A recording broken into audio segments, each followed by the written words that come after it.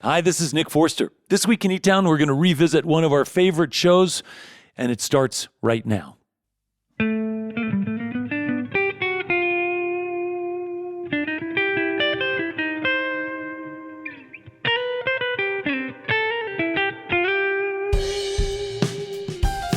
Live from eTown Hall in the foothills of the Rocky Mountains, it's eTown with this week's guests from Raleigh, North Carolina, Chatham County Line, our Achievement Award winner, Gary Fine, and from New Orleans, Louisiana, Anders Osborne. I'm Helen Forster. Join me in welcoming our host, Nick Forster.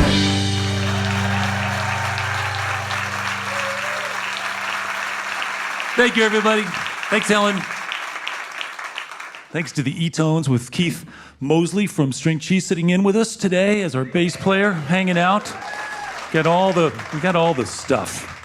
Chatham County Line, Anders Osborne. It's going to be fun. So in the world of music, people sometimes talk about the world traditional. There's traditional folk or traditional jazz or traditional bluegrass or traditional blues. And it all pretty much means the same thing, which is the way things used to sound. But of course, traditions come from other traditions and other roots and common ancestors to the point where the music either sort of evolves or it just stays frozen in time. So this week we have a bluegrass band that's got some of the hallmarks of tradition, a lot of them actually, but their new record has songs by Wilco, Beck, John Lennon, The Stones, Tom Petty, among others. And they sound kind of traditional, and that's cool. And up first, we've got a Swedish-born singer-songwriter and guitar player who grew up listening to Robert Johnson and Joni Mitchell and Neil Young and Ray Charles. And he's now a New Orleans legend who writes songs all the time, including country songs and blues songs and southern rock songs. He's won all kinds of awards. He's also a visual artist who loves to paint. He's an organizer who helps touring musicians and road crews find friends to stay sober with when they're on the road.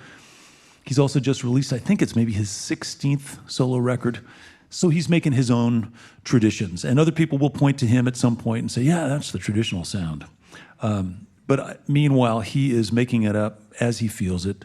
And we're really happy to have him back with us again. Would you please welcome back to eTown, Anders Osborne.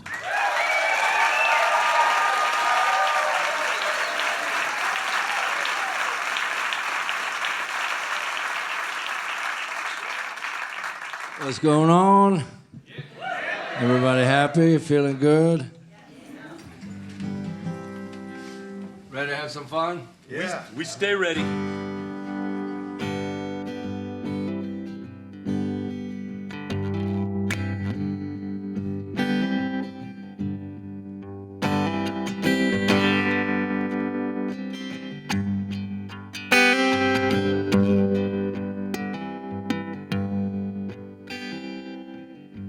This ain't a relapse, it's more like a bounce.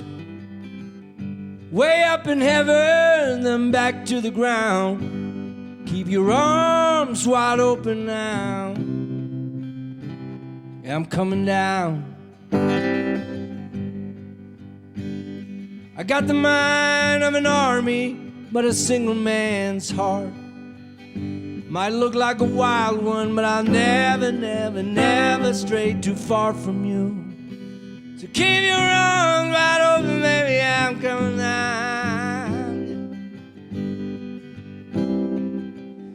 You know I talk too much when I got nothing to say. I get deadly quiet when I really need your help. Keep your arms wide open now. I'm coming down. You know I'm addicted to something that I just can't touch. It's like a giant abyss that I'll never, never, never fill up. So keep your arms wide open now. I'm coming down. I'm coming down like a man losing grace. Coming down, falling flat on my face. I'm coming down like a stone through the clouds. So keep your arms wide open, babe. Yeah, I'm coming down. So keep your arms wide open, baby. Woo!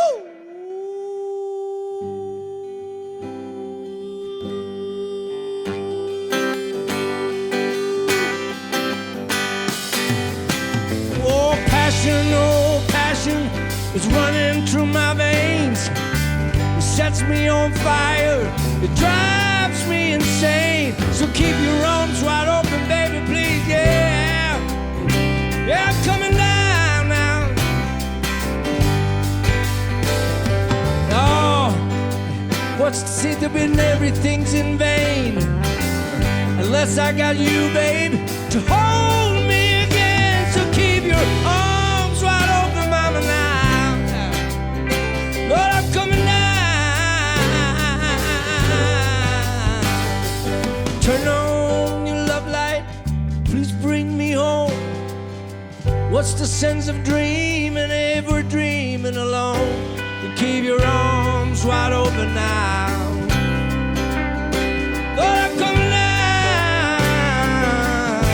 Hey. I'm coming down like a man losing grace. I'm coming down, falling flat on my face. Clouds to keep your arms wide open, baby. Oh, oh, oh, I'm coming. Keep your arms wide open, baby.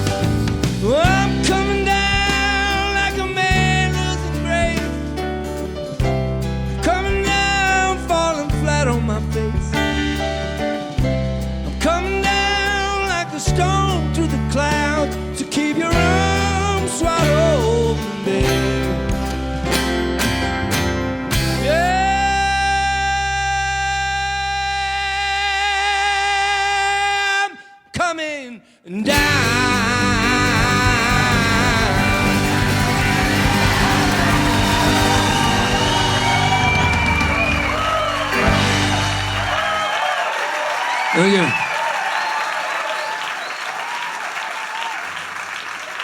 Much obliged. Thank you very much.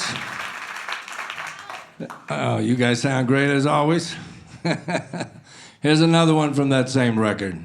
An oldie, but a goodie.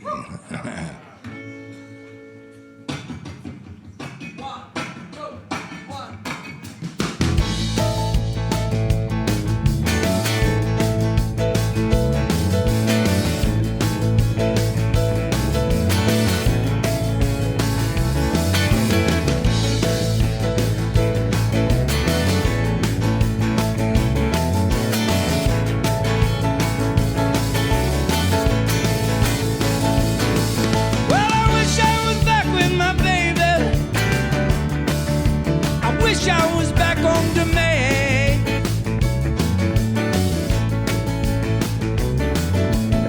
You know, this time I would have the courage to let you know that I know I'm the one, I'm the one, I'm the one to blame.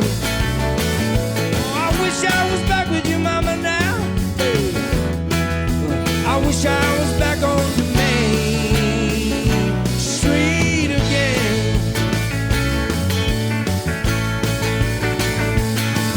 Well, I wish I was back with my baby now.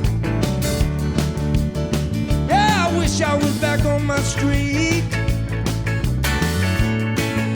I got a good street record. Oh, this time, baby, I wish I was back with you. Back home in New Orleans. Take me back now, mama, yeah, I will do so. I wish I was back with you, honey, yeah. I wish I was back, oh, in Mid-City, back in New Orleans. Oh, I wish I was back with you, baby. Wish I was in my neighborhood. Oh, I got a real good neighborhood. Oh, this time I would kiss you, mama. I would kiss you, yeah, just like a husband should. Kiss you real good. Come on, get a little closer. Oh, I wish I was back with you. Oh, I wish I was back on the main street again. Take me to the bridge, guys. I've been sailing, and I've been running like a selfish child.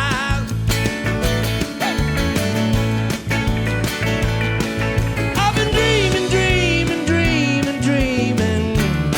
Oh, and never, never, never, never doing what I should have been. Oh, I wish I was back with you.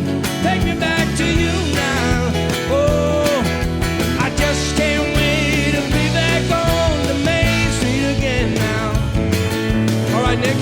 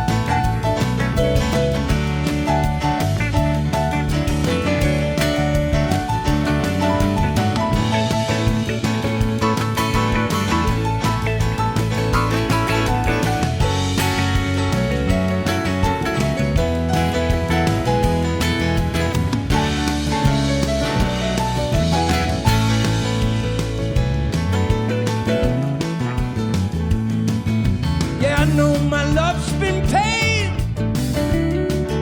Oh, and my strength seemed to have failed me. I know I'll do better next time, I swear to God. Oh, I know my voice is supposed to be clear, but I can't even talk at all, mama, when you're not here. Tell me why you're not here now. Oh, I wish I was back with you, honey, yeah. I wish I was back on the main street again.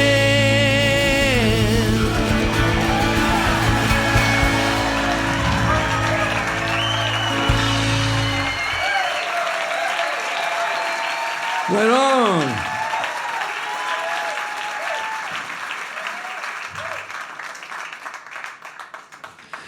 Welcome back. Thank you. Anders Osborne. Sound great. Sound great. So I know songs are not always autobiographical, But your songs sound like you're still feeling a lot, and you're still pushing a lot of forward momentum. Like you got to keep moving forward. You can't stand still. No. And I don't know how much of that comes from your troubles with addiction, or you're just feeling like you gotta move forward. But it's there, isn't it? Yeah, I'm not really sure, but I think it's linked to, probably just being born. Yeah. It started early. Yeah. But to be honest with you, I didn't feel any urgency when I was younger. But I was always moving forward, traveling and walking and leaving and making stuff. Yeah, creating, painting and stuff. But I think after recovery, the last 10 years, it kind of occupies that idle time, which is not good for me. Right. Yeah. So you better be busy. Yeah, I'm trying to learn. I am learning right now how to settle down. But the writing part, still, there's an urgency. Let me rephrase. It's not an urgency. I love writing songs. Yeah. And so when I write, I call it my public diary. And so basically, I get to explore myself. Yeah. And then that in relationship to other people and the rest of the world. So did that continue? I know you did a little stint in Nashville where you were writing, and you're kind of writing in a more commercial environment where you're writing songs for other people and with other people and all that stuff. Were you able to keep that same inner satisfaction going when you're in that kind of environment? No, it didn't work for me. I was staff writer for probably 12 plus years, 14 years under contract, but only the last 5 or 6 before I got out of it was I going there consistently and sitting in the rooms. I learned a lot of craftsmanship and a lot of details, how to structure ideas. Yeah. But I died off quite a bit, and it was important for me to leave. Yeah. And that's just me. I have friends so I'm not putting that whole scene down at all. But well, let's also just mention that even though you say it didn't really work, you had a #1 country hit for Tim McGraw that sold 3 million copies, and not a lot of writers can say that. That's why I can afford Birkenstock. Yeah.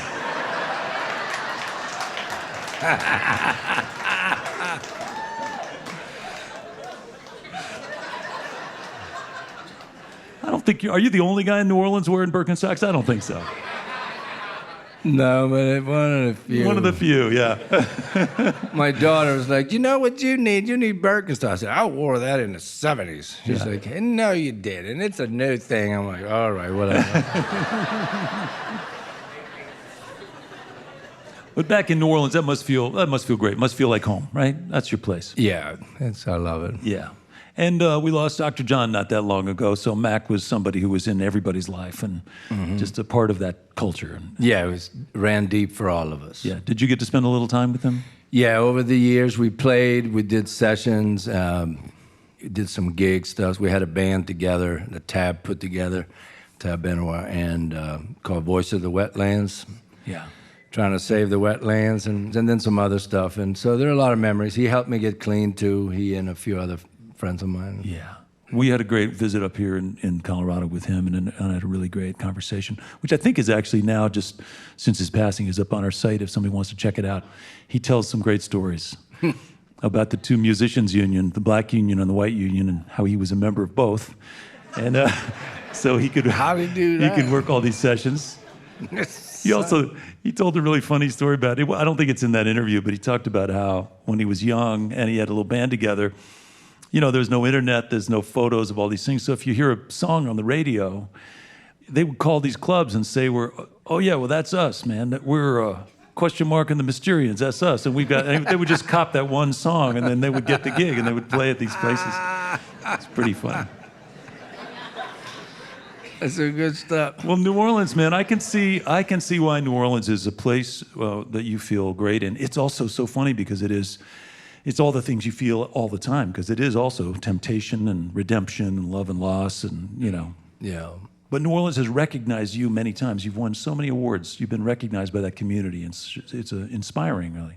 Yeah, it's a good fit. I've been there 34 years, and being someone, I'm an immigrant to this country in general. I came here as a teenager, and it's hard to find somewhere to call home. You know, some people are lucky and they're born somewhere and that's what they call home. And it's not just a default setting, they love it. But I got lucky to find a place where being me is what they dig. Yeah. They like it when I'm me, so I'm staying. Yeah.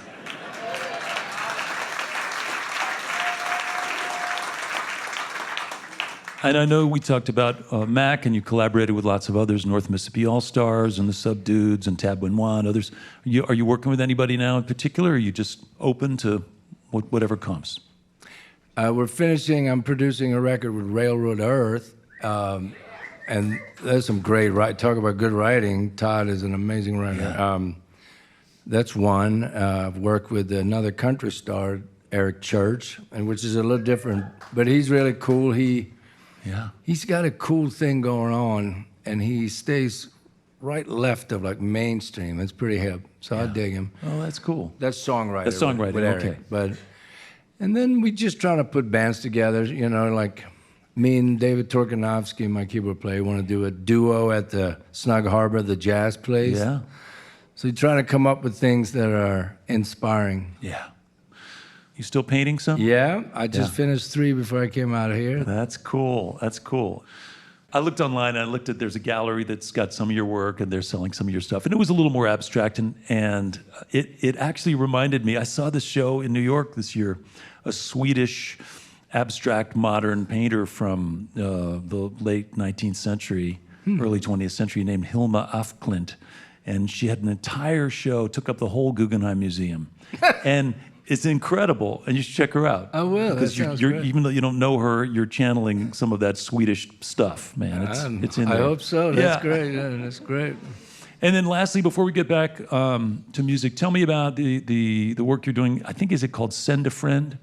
Send Me a Friend, yeah. Send Me a Friend, yeah. So, like, I don't know how long, but a few months into my sobriety, you know, it was really difficult to go back to work. And when I left the rehab and stuff, everybody, the counselors and everyone was telling me, you know, you should probably not go back to work so soon, find a different job. And I was like, I didn't finish high school. I'm not sure what I'm supposed to do.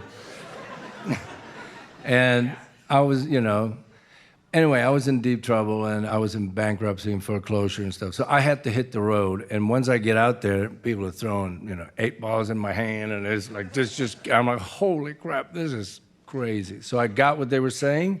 But I still felt like, well, this is what I'm supposed to do, so this should work.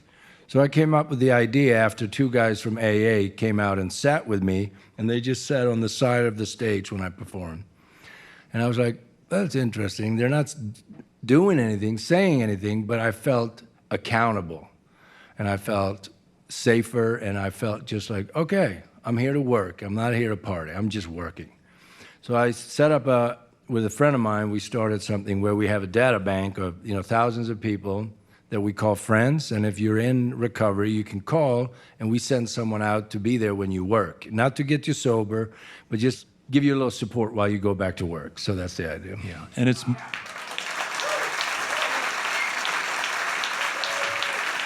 Thank you. And it's, you know, because the environment when you're playing clubs and you're playing, you know, working shows all the time, all that stuff, you know, people buying you shots and whatever. So is it for just musicians or is it also for sound guys or crew or drivers? All of them. It's dancers with big shows. Yeah. Lighting, anybody in the music industry, managers. Yeah, assistant, anything. And there's information about that on your website, or how do people find out about it? Yeah, you can go to my website or look up sendmeafriend.org. And you can sign up, and we vet you, and if you want to help out. And that's cool. If you need help, that's also, we have an app, but it's via Sober Grid, so we're still working on getting funds to get our own personal app, so you can just help now, that type of thing, right? Something very simple. That's awesome. Well, that's awesome. All right. Well, you're a thoughtful dude. I'm really glad you're here. Anders, it's great to see you. Great to hear you. You're singing great. Great songs. My man. Let's get back to music. Welcome back, if you would, Anders Osborne.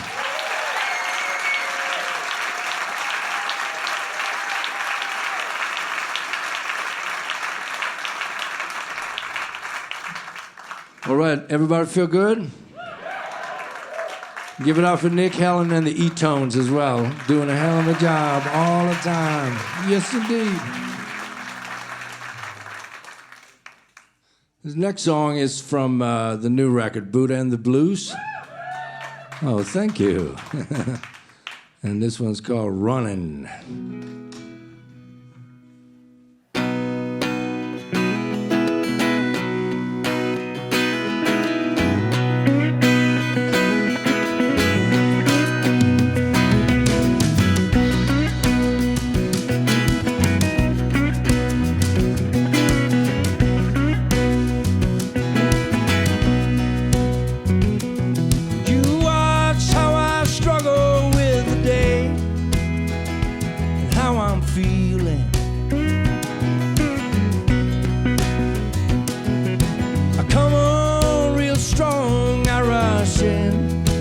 I'm not really dealing.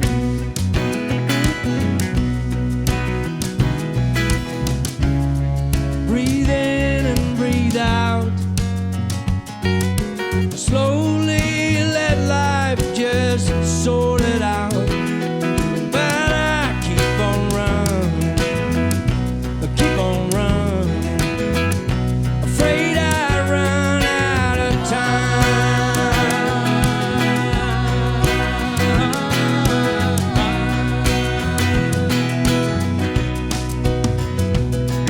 I shuffle and I scuffle to show the whole world who I am. When the only thing I truly want is for you to know I'm your man.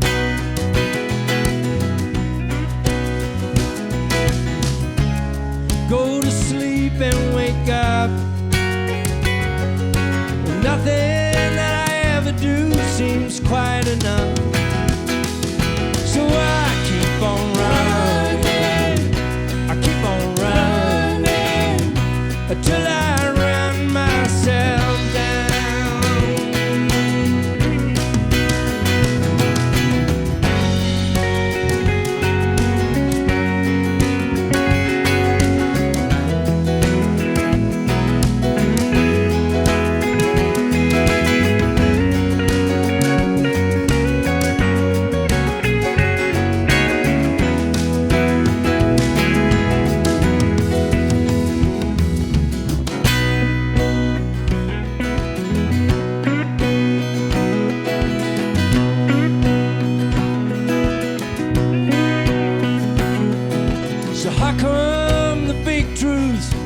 Covered by a million small lies.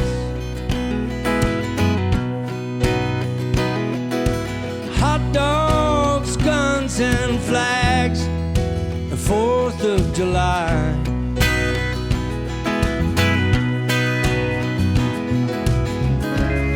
Yeah, we're born and we're free. I don't know why it's so hard to see. Yeah, we keep on running. We keep on running. We're trying to lay ourselves down. Yeah, we keep on running.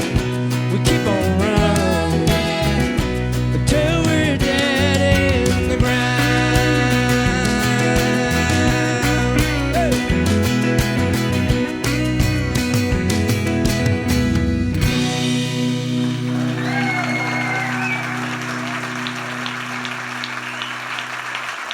Anders Osborne from New Orleans, Louisiana.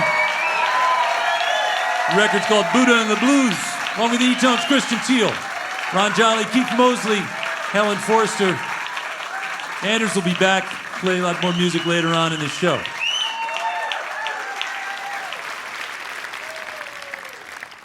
This portion of eTown is made possible by the Bohemian Foundation, building stronger communities through the bohemian qualities of creativity and imagination. On the web at bohemianfoundation.org. As a reminder, for your viewing pleasure, there are over 2,000 videos on the eTown YouTube channel, where you can also subscribe in order to stay up to date with our latest offerings. And if you're curious about eTown's home base, eTown Hall, our beautiful solar-powered music venue, community center, and recording studio located in downtown Boulder, Colorado, you can learn more about it on our website, eTown.org. You're listening to eTown.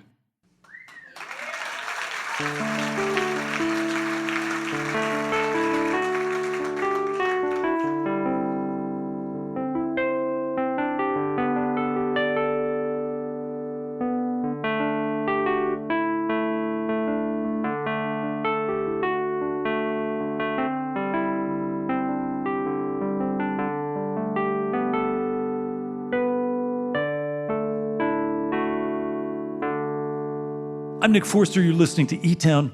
Anders Osborne is going to be back later on in the show. And coming up, Chatham County Line is here from North Carolina, playing songs from their record called Sharing the Covers. Before we get back to music, though, we're going to introduce you to somebody who is stepping up and making a difference in their hometown. We get to do this every single week. And it's a great reminder that there are, in the midst of all this crazy stuff going on, there's good stuff going on. It's crazy good stuff going on. And so we get to share some of those stories with you, and we hear about these folks from listeners, and they tell us about these people in their neighborhoods who are really making a difference, and we get to share those stories with you and give those folks some encouragement and some recognition through the Achievement Award. And here comes Helen Forster to tell you about this week's winner. Thank you, my dear. This week's story comes to us from listener Poppy Singer of Ithaca, New York, who's nominating Gary Fine, also of Ithaca. Now, as a kid, Gary experienced an extremely abusive childhood, and he used books to escape.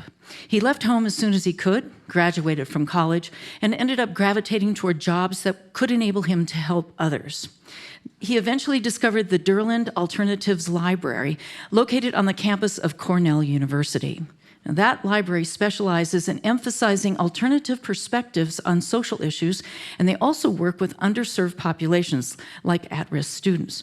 So Gary felt at home there, and he began to work there. One day, a prison inmate wrote him asking if Gary could send him some books to read. Well, that inquiry has led Gary on a journey to help prisoners in a number of ways. His is truly an inspiring story, and I'm happy to say that Gary's here with us to tell us more. So please welcome this week's Achievement Award winner, Gary Fine of Ithaca, New York.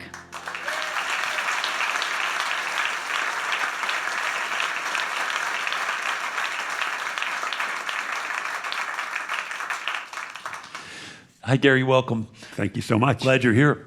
Was that an unusual request to hear from a prisoner saying, send me some books when you're working at that library? Oh, absolutely. Yeah. It was a letter out of the blue. I wrote him back and said, oh, sorry, that's not one of our programs. And he wrote me back thanking me so much for writing him a letter as if he was a real person, and that mail was the most important thing, and that he lived in a cell with no windows. He could have paper, pencil, and books. And books were like a window to the world.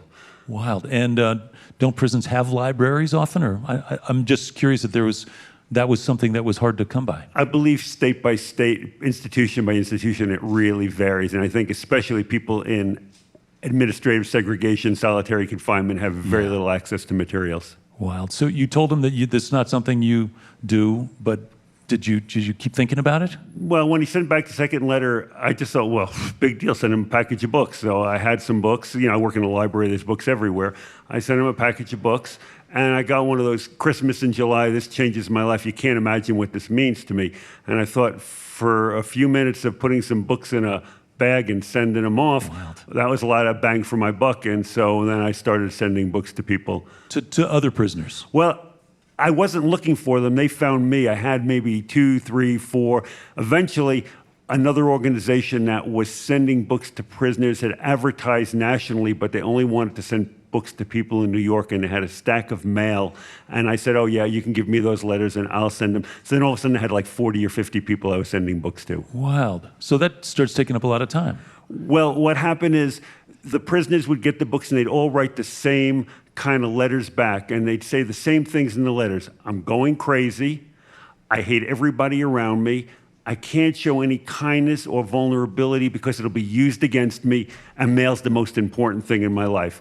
And I had trouble keeping up with individuals like that. So I said, here's an idea. Every month I'm going to give you a topic to write on. And if you write something on that topic, we'll get it all typed up and you'll get a packet of what everybody wrote on that topic and a letter from me. And that way I could keep it personal without having to write 40 individual letters. And numbers kept increasing because the prisoners would write to organizations that would have resource lists and say, hey, here's this great thing. And so all of a sudden we were getting lots of mail. So it was a way to control that. Wild. And so just to be clear, you let everybody know that there was a topic. Here's the topic of the month, right? Of the month. And then so whoever was now sort of in your circle of your snail mail, email blast equivalent, right, they'd get the topic, they'd write some stuff, you'd receive whatever they wrote and assemble it into some single, into a like a newsletter or a... That's right. It would be a packet of stories on, say, friendship or failure or miracles or whatever the topic of the month was.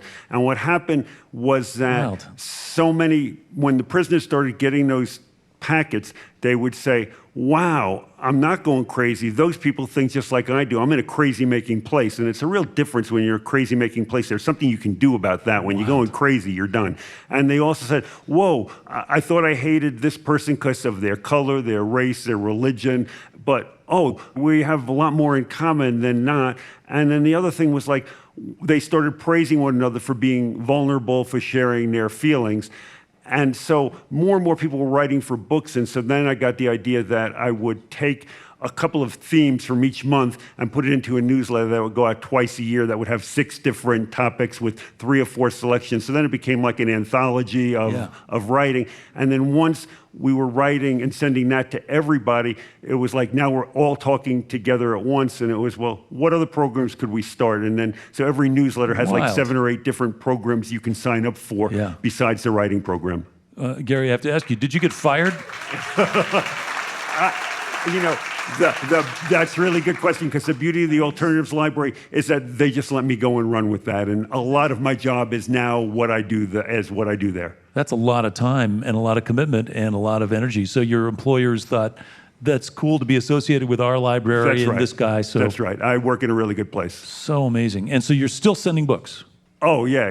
We have 4,000 active members. We've had 30,000 people as part of the program over the years we've been doing it. But we send out maybe 100, 150 packages of books a month. It's really expensive, so we're always having to raise money. The library doesn't give us any money to the program. It just lets us do it out of the program. Where do the books come from? Well, I'm on a university campus, so books flow in from every different direction. One of the ways we pay for the program is we can sell, when we find books that are sellable, we sell them to raise money to mail the books that aren't sellable. Do you get requests for certain kinds of books from prisoners? Absolutely. Number one request, but always surprises people, is dictionaries. A lot of history books, art books, chess books, how to write. Everybody wants to write. Everybody's got a story to tell. And you're in prison, it's a lot of people use the time to better themselves. I mean, we have a self-selected group of people who write us. They're people who are saying, I want to make a difference. I want to change my life. And do you now, knowing that you had this impact and you've had this kind of success, are you able to reach out to prison wardens or correctional systems in different states and let them know that this exists to kind of promote the fact that this can be transformative for all these people? Yes. You know, the reality is the money thing is still always stopping us. So we're just, we do a lot with very little. Right. But just recently I was asked to speak at a librarians conference in New York State, and the head of the New York State prison library thing was at the conference, and she brought me aside and said, let's work together. And so we're in dialogue. How could we do things just for New York State prisoners, or a special program for them? And then I have to also often contact prison officials, more because things get censored. There's a tremendous problem getting materials into prison. Why I can even do this whole thing is because I'm a library. If your parents are in prison, your sister, your best friend, you can't send them books directly. You could get somebody like Amazon and buy books and have them shipped to them, because they're also an authorized vendor. But then you have to have connections and have people who have money who will do that for you. Right. A lot of people in prison have burnt all those connections. So as a library, we're allowed to do that. Jeez Louise, it's amazing. Can you think of a particular story or example of the difference that this program has made for an individual prisoner? I can think of so many, it's hard to know which one. I'll tell a few really short things. One of our programs is keeping a journal for a year, and some people just and they mail their entries, and we have students who read the journals and write them friendly letters of support just to keep priming the pump. So they write, and as they write, they get, more articulate. And out of that one alone, I can think of people saying things like, I'm not going to do the journal anymore. He says, my son read the journal online, and now he's talking to me for the first time, and I'd rather write to him than to you. I hope that's okay. And it's like, another person wrote a journal for about 5 or 6 years, Sean, and then he stopped, and then like 4 or 5 years later, again, same thing. My son, who's now 16, read my entries, and he's begged me to keep a journal because he wants to know what's going on in my life. A lot of times people in prison don't really want to tell their family members directly what they're feeling because it's a burden to them. They're so torn up, either because they've lost their family or because of what's happening in their lives. But again, they'll write it, just like the way they say you can't share your vulnerable feelings, but for some kind of reason, they'll write them. Yeah, it's amazing. It's an incredible, incredible avenue you've found to just make a huge impact in the lives of these people who are really, really suffering and struggling, and frankly, really need to process all this stuff. They're in prison because of their inability in some ways to deal with all this stuff, and now they can. Right. Another story, somebody who'd gotten out after 20 years, he said, all the writing I did, he said, I don't know how good it was, but it really taught me how to communicate. And now that I'm out of prison, being able to communicate is so important, and it's what's going to keep me out. And so some of the writing is great, some of the writing we get isn't so great, but the practice of writing can really make a difference in people's lives. Yeah, so amazing. So you must have a bunch of volunteers also. I'm very fortunate. I have a lot of people who actually work for the program through like the Federal Work Study Program as a community service. They're sent to us and we don't have to pay them anything. And then we also have a couple of hundred students who come in over the course of a year as volunteers, and the work study students supervise them in letter writing for the packing books or reading journals or typing the essays. Or a lot of volunteers come in and they create programs on math, on crafts, origami, on history. So we create these packets. Every newsletter has invitation to join 9 different programs. Anywhere from 300 to 700 people will join each program, and then there'll be like a 28, 32-page packet that goes out to them about the program, and they're all like call and response. So there'll be critical thinking questions they have to answer, and then when we get it back, we assemble out their best answers, mail it back to them. And so seeing their names in print again, like, oh, I'm not so stupid, or, I really got something going on here, or, oh, these people at Cornell think I'm smart, or something like that. So you're so searching for identity. Seeing your name, it makes a big difference. It doesn't take much, does it? That's exactly. When somebody gets out of prison, sometimes they contact us and say, I still want to be part of it. And I go, you can if you want to, but everything we're doing, you can get at a public library for free, better than what we're doing. Yeah. But in their situation, it's like... It was personal, yeah. I always use the analogy to people who are coming to volunteers. It's like, if I give you a glass of water right now, it's not a big deal. But if I put you in the desert for 2 weeks and give you a glass of water, it's a big deal. And when you send a letter to these prisoners or do something for them, it's like you're bringing them that glass of water. And so the impact we have is great for very little effort. Yeah, it's amazing. Geez Louise. So Gary, just a couple of quick things. Number one, what year did you start all this? The first newsletter went out in 2004, so it probably took a year or two to get to that place. So about 15, 16 years ago. And how many prisoners have been participating in the program so far? Over 30,000 people have participated, but we only have 4,000 active. If we don't hear from somebody in 6 months, they move to our inactive role. Yeah. And is it predominantly men, or is it men and women? It's predominantly men, but definitely more and more women are writing, but it's predominantly men. Yeah. And what's the newsletter called? The newsletter is Prisoner Express. If you go to prisonerexpress.org, you can see all the newsletters that have ever been written, as well as every 6 months we put out a poetry anthology of prisoners. So we have about 22 of those online. And there's a lot of other stuff, prisonerexpress.org and alternativeslibrary.org. Just to say, the Alternatives Library is a really special place, and I'm not getting to talk about that. But if you ever come to Ithaca, it's a great place to visit, and there's a beautiful walk through a great gorge up from downtown up to the Alternatives Library. And I just invite everybody listening to come visit us at the Alternatives Library. Amazing, Gary. Well, it's an amazing program, and it's great that the library is so supportive of your work. So I want to congratulate you on your success. Thanks for coming all the way out here to share the story with us. It's this week's Achievement Award winner, Gary Fine, Prisoner Express. Check it out, prisonerexpress.org. You can see the anthologies of poetry and writing and the newsletters, and really get a window into what it's like and what the lives of these prisoners are really like and what they're feeling. So congratulations. It's huge. Thank you. Thanks, Gary. Thank you. Gary Fine, winner of the Achievement Award this week, Prisoner Express. Our thanks to listener nominator Poppy Singer of Ithaca, New York, who listens to eTown on station WSQG. We love hearing from you, so send us your comments about the award segment or about the show in general, either on Facebook or Twitter, or by emailing info@etown.org. You can also write us the old-fashioned way at Box 954, Boulder, Colorado, 80306. Thank you, Ellen. Thank you, Gary. Such a good story.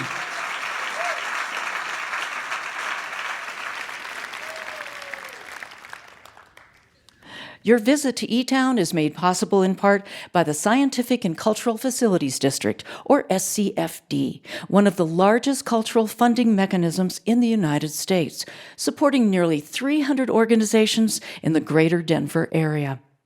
And by our diverse family of NPR affiliates and community stations, plus college and commercial stations, as well as our international stations and podcast subscribers worldwide. Thank you for your continued support. In case you tuned in late and you've missed some of this week's program, the eTown podcast will have this episode and others, along with content from past shows as well. It's available for free in Apple Podcasts, Spotify, iTunes, and other podcast directories. You're listening to eTown.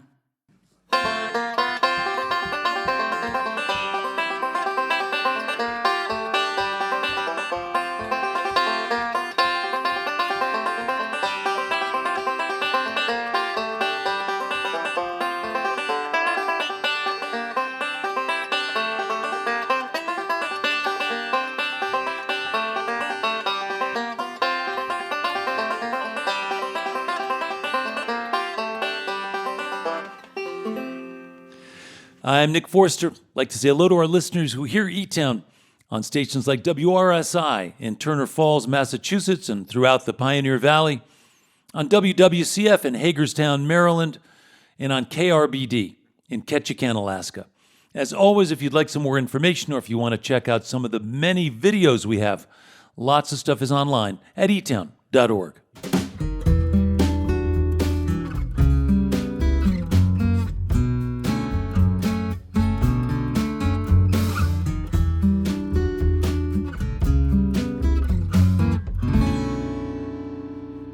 So we've got more music coming up from Anders Osborne in a little while. Right now, I'm going to tell you about our next guest.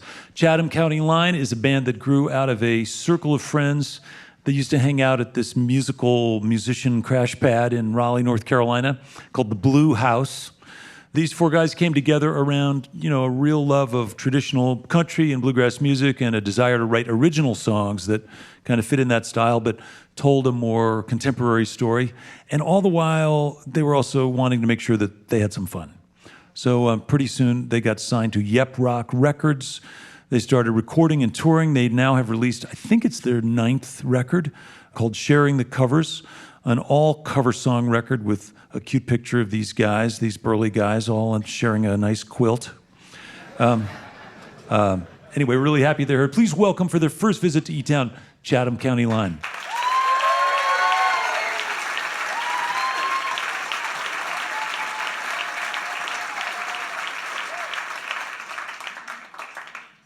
Wow, thank you guys so much. It's an honor to be on this stage and share this stage with not only Nick and Helen, but this band and Anders and Gary. What an amazing story that was. We're going to start with a love song for you guys now, just to get settled in. It's one of our 4th album from all those years ago, back when we looked young. Except for John, he still looks pretty good. The surgery was a success. Well, we hope you enjoy this. This one's called Chip of a Star.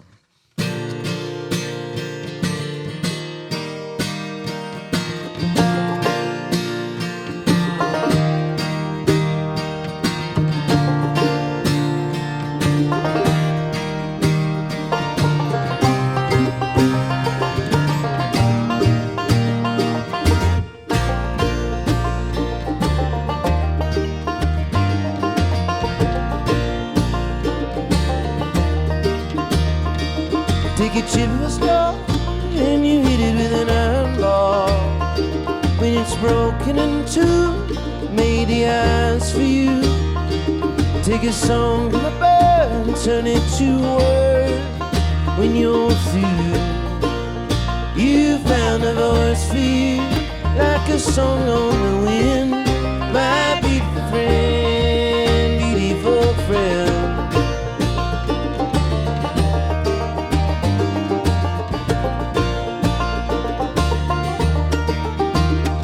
Take the cold of a tree, autumn's falling leaves, weave them golden vanish your hair.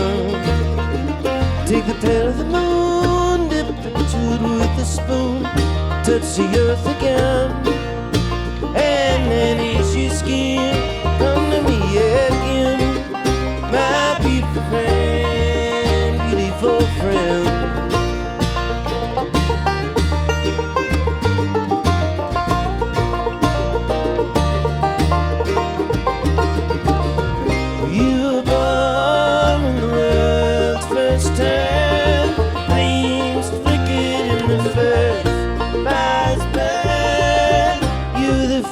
And the heaven's clear, and evening light caught it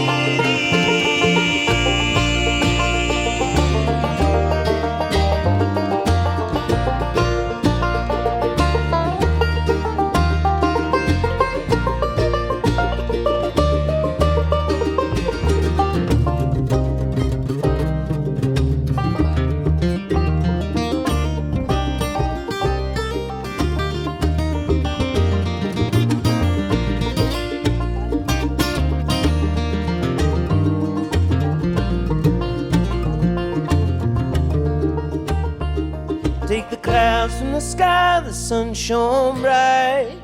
Shake it with the fire, and then it's your smile. Take the heat of the earth when the mountains burst, put it in a mold, and you heart your love together till the end. My beautiful friend, like a song on the wind. My beautiful friend.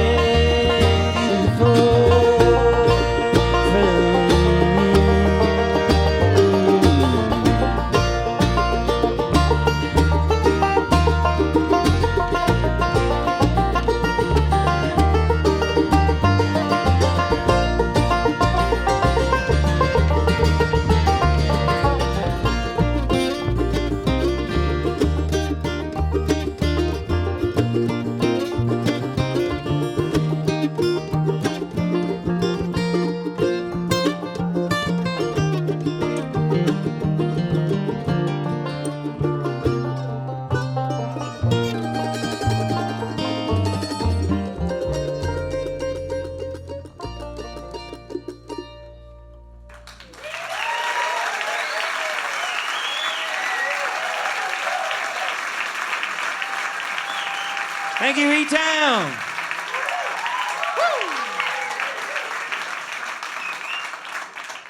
Well, as Nick mentioned, we just released an album of cover songs.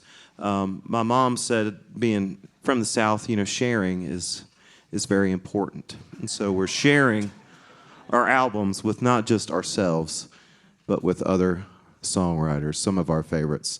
And we're going to do an old song now. People ask John and I if we're brothers. And no, we're not, thank the Lord. Because John is really a handful, and we couldn't have existed in a house together as youngsters without not surviving to this moment. And so we'll do this song. It's made famous by the Louvin brothers, written by Hazel Hauser way back when. It's called My Baby's Gone. 1, 2, 1.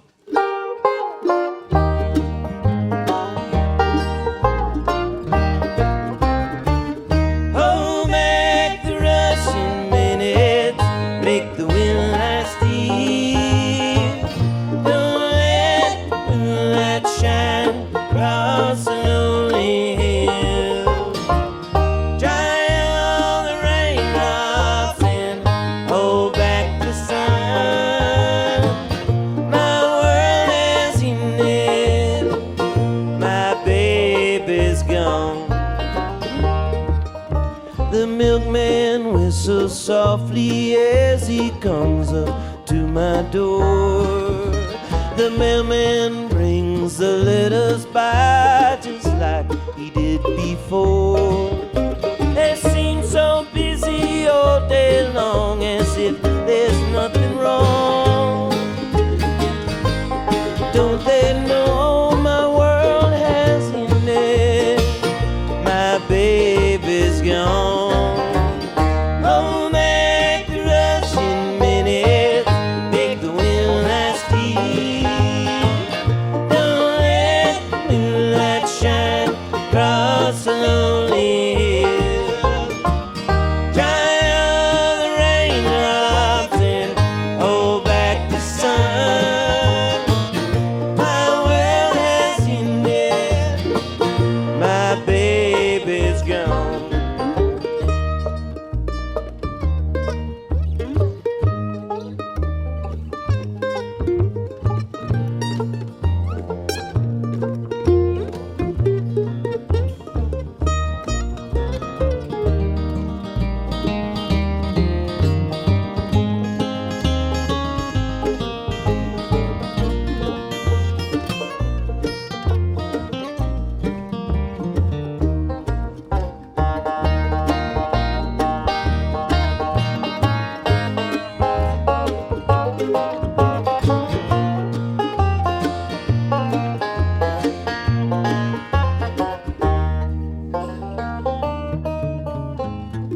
Sometimes I wake up in the night and realize you are gone.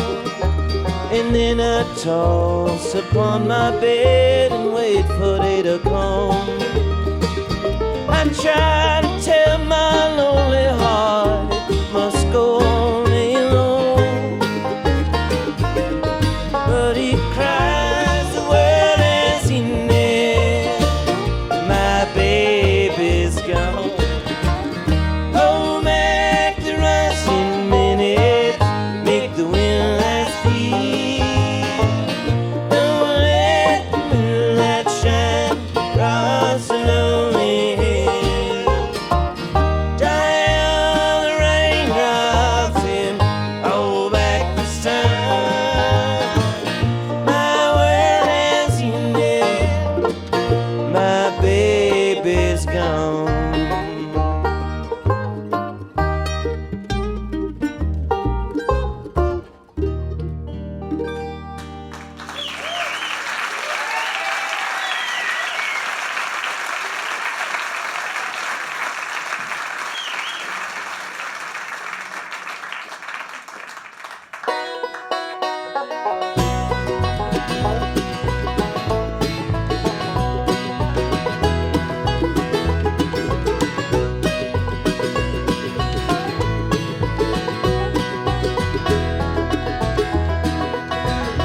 This is Helen Forster. We've got more great stuff coming up, but we're out of time for this week.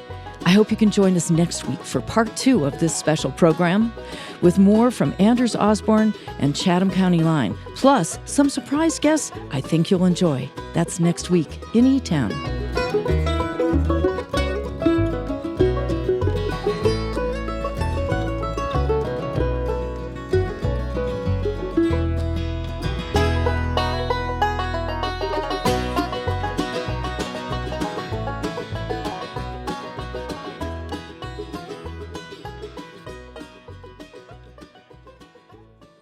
This is a production of eTown.